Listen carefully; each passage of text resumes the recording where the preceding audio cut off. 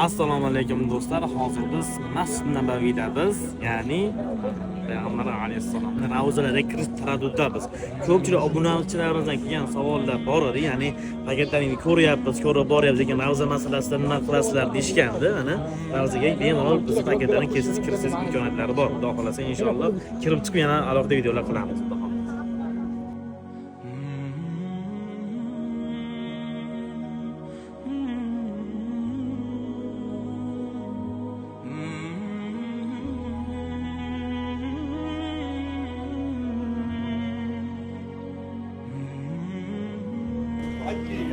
Do'stlar, hozir mana Payg'ambar alayhisolatu vassalomning ravza muboraklaridan chiqyapmiz. Ravza sharifiga kirib chiqdik. Inshaalloh hammalarimizni, aka-ukalarimizni, yor birodarlarimizni hammalarimiz mana shunday ravza sharaflarida birga kirish nasib ro'jalasizlar.